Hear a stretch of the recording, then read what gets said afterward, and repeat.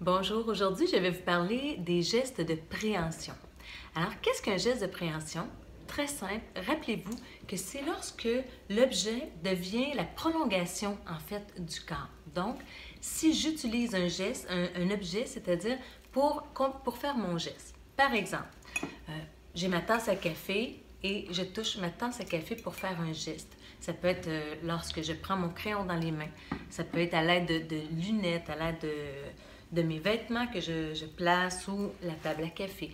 Alors, lorsqu'il y a un objet d'inclus dans mon geste, on va appeler un geste de préhension. Et là, et comme ces gestes sont souvent de courte durée, eh bien, nous allons les appeler des micros. Alors, je donne un exemple, quelques exemples.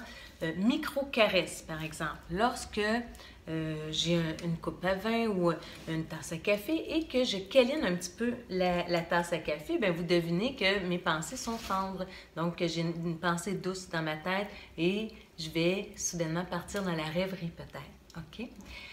Ensuite, vous pouvez avoir microtraction. Donc, microtraction, c'est davantage lorsqu'on veut se repositionner, par exemple, face à l'autorité. On veut remettre nos idées à zéro et repartir. Donc, on va replacer les vêtements. Les messieurs vont replacer la cravate, par exemple. Donc, microtraction. Vous pouvez avoir aussi des micro-propulsions. Ça, c'est intéressant.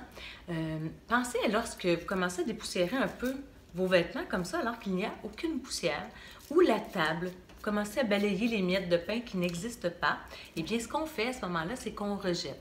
Est-ce qu'on rejette la pensée qui nous habite? Est-ce qu'on rejette ce qu'on a entendu ou plutôt ce qu'on a vu? Eh bien, ça, il faut aller un petit peu plus loin pour le savoir, mais il est possible qu'il y ait du rejet, d'accord?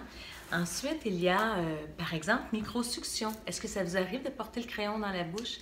Dans quel état d'esprit vous êtes au moment où vous portez le crayon dans la bouche? Il y a beaucoup de chances que vous soyez dans un moment de bien-être. Donc, à ce moment-là, on va porter l'objet à notre bouche. OK? Il y a micro-frappe. Et là, c'est celle-là qui m'intéresse ce matin parce que j'ai vu une vidéo sur Facebook qui m'a inspiré, en fait, l'idée de vous parler des gestes de préhension ce matin. La micro-frappe. Alors, vous avez peut-être déjà deviné, c'est lorsque je frappe quelque chose. Donc, exemple, je vais donner un petit coup de poing sur la table. Tox, je vais frapper la table. Ou je vais pianoter la table. OK? Alors, c'est un petit peu comme si je venais de statuer ma pensée. Comme si je me disais, bon, là, c'est assez. C'est un petit peu une connotation d'impatience. OK? Alors, la micro-frappe, c'est que je vous présente ce matin. Elle est quand même assez cocasse. Alors, je vous laisse la regarder et sur ce, je vous souhaite une excellente journée et à tout bientôt.